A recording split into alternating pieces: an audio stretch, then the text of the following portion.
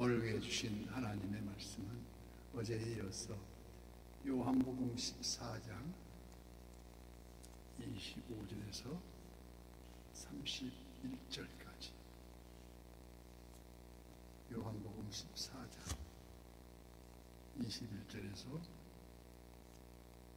31절까지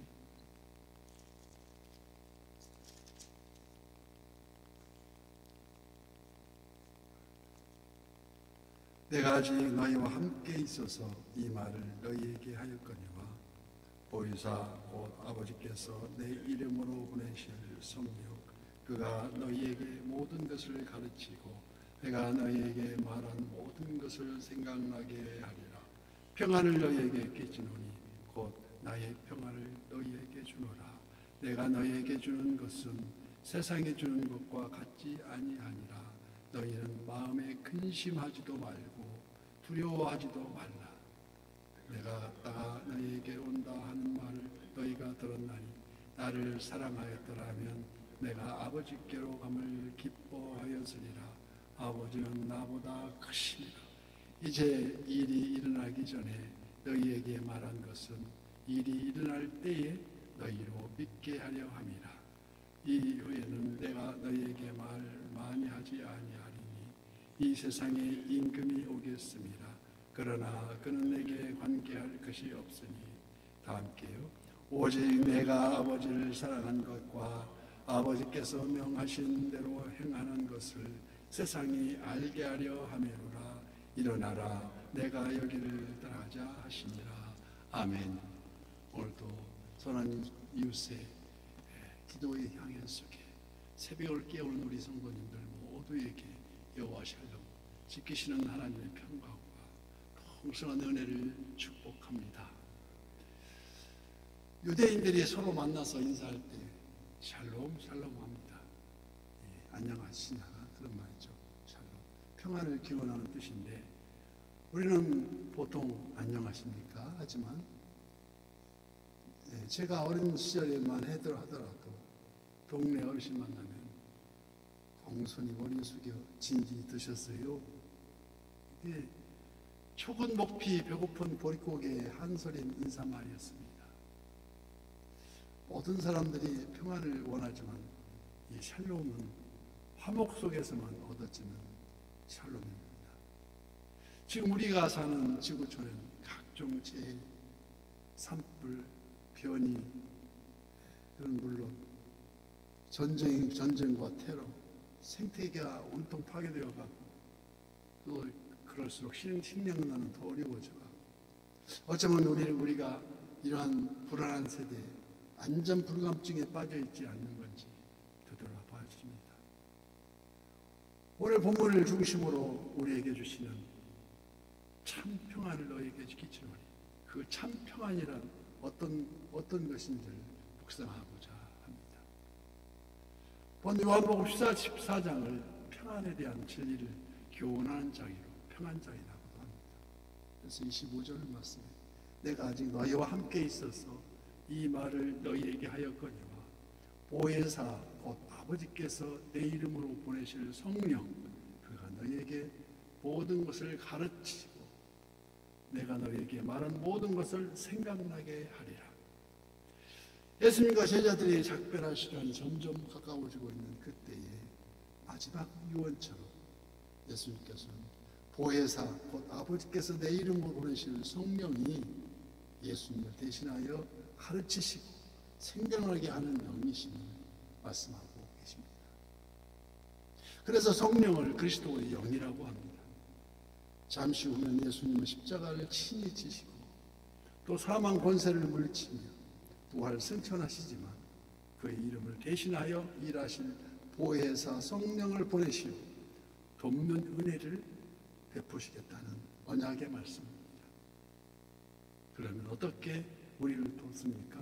첫째, 모든 것을 가르치고 둘째, 생각나게 하리라는 것인데 여기 모든 것이란 예수님에 관한 모든 것을 의미합니다. 예수님의 본질, 예수님의 탄생, 그리고 예언의 성취, 예수님에 관한 하나님의 섭리가 국가의 섭리가 어떻게 계획하고 계시고 그 이적과 재림과 심판 등 모든 복음적인 진리를 알게 하시는 보혜사 성령님을 보내신다는 것입니다. 삶의 바른 길을 인도하며 불안에 있는 곳에 소망과 위로를 베푸시고 불신과 불만이 있는 곳에 믿음과 평화를 주시겠다는 것입니다. 여호와 샬롬, 하나님의 평강을 이 땅에 생수의 강으로 흐르게 하는 그런 말씀이십니다.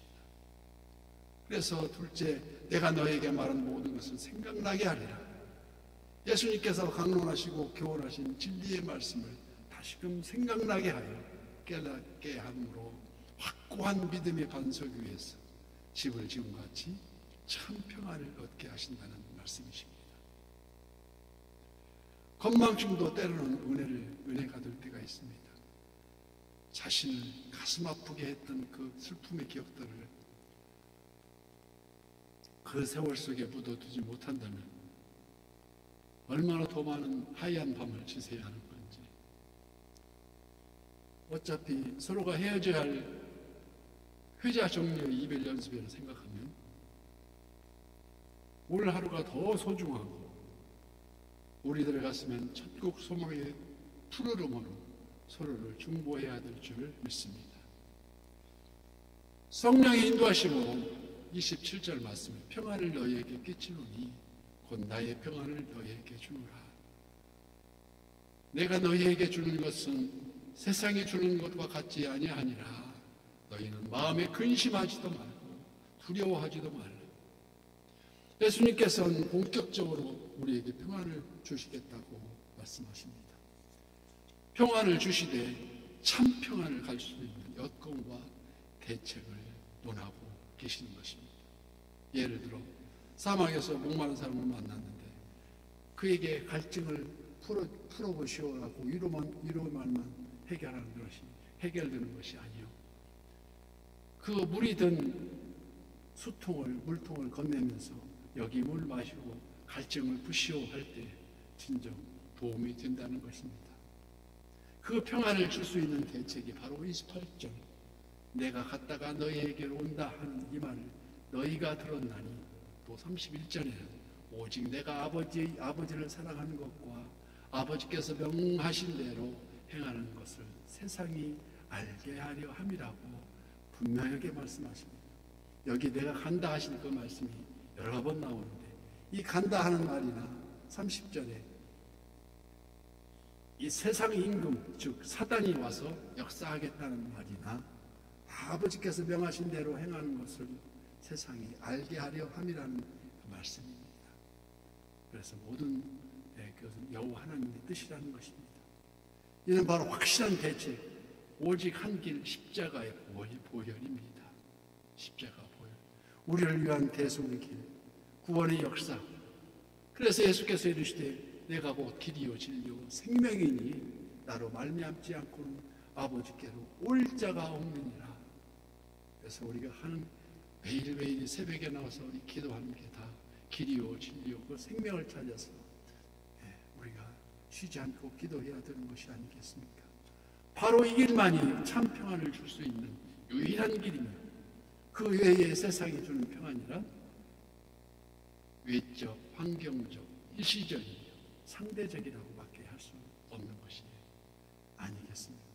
가령 가난한 자가 큰 재물을 얻게 될 때, 실직자가 건실한 직업을 얻었을 때, 평사원이 높은 자리를 그 자리로 승진했을 때 등 순간의 기쁨으로 평안을 느끼지만 오래가지 않아 환경이 변하고 세상이 바뀔 때 그 어느새 잃어버린 그 허무함으로 되돌아보게 된다는 말씀입니다. 그러나 우리 주님이 주시는 참 평안은 결코 깨어지지 않는 내적 심령의 평안이요 흔들리지 않는 영혼의 평안, 이는 바로 영생의 길로 인도하는 그 길입니다. 영생 복락 연루가 확실히 받게 되겠음을 우리는 확실해야 되는 것이 아니겠습니까? 일생에 파묻혀 하루하루 일과에 급급한 우리들 모두에게 오늘 또 주시는 그 말씀을, 이 말씀을 통해 예수님을 기억하도록 도우시는 성령 하나님이 비로소 참 평안의 길로 우리를 인도해 주신 줄 믿습니다. 그러나 정의와 진실은 없고 죄악에 눈 감으며 번영을 약속하는 거짓 평화, 마치 에레미야 6장과 같이 이는 그들이 가장 작은 자로부터 큰 자까지 다 탐욕을 부리며 선지자로부터 제사장까지 다 거짓을 행함이라고 말씀하지 않습니까?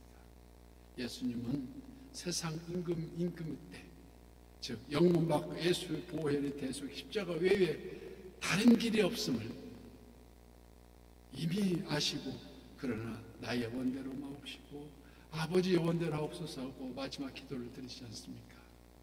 이처럼 자신의 떠나심을 미리 말씀하신 그 이유가 오직 자신의 십자가의 길을 통해서 하나님이 우리를 향하신 그 사랑, 하나님이 세상을 이처럼 사랑하사 또한 제자들의 진정 바른 믿음으로 나아가길 원하셨기 때문입니다.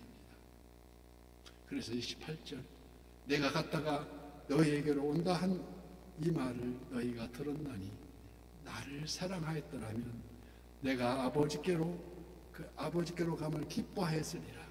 아버지는 나보다 크심이라고 말씀하십니다. 예수님이 떠나심에 영광이 기는데도 지금 제자들이 기뻐하기는커녕 주간 믿지 못하기 때문입니다. 그냥 슬퍼하고 있지 않습니까? 왜 그렇습니까? 아들 보내신 하나님 아버지의 그 주관하심을 믿지 못하기 때문입니다. 이처럼 다시 오실 우리 주님의 재림을 바라보며 우리는 지금 진정코 언제 오시냐, 그때가 언제냐고 반문하면서 삶의 자리에서 오늘도 예수님의 제자로서 어떻게 살아야 할지를 논하고 있어야 되는데 그 논함은 어디로 가버리고 습관처럼 왔다가 하는 것은 아닙니까? 올바른 기도의 물음인 줄 믿습니다. 주여, 복음에 부끄럽지 않도록 오늘도 주님 동행하여 주시옵소서. 그게 바로 올바른 기도의 물음인 줄 믿습니다. 오늘도 성령 하나님 도우심으로 복음의 파수꾼으로 살아가는 복음에 부끄럽지 않도록 주여 바른 길로 동행하여 주시옵소서. 응답받는 저와 소환한 이웃의 모든 지체가 되시기를, 그리고 내일 주일을 맞으면서 신령과 진정으로 드리는 예배가 될 것을 또 기도하고 다시 또 기도하고 우리 모두가 축복의 장을 열어가는 선한 요시 되기를 예수님 이름으로 축복합니다.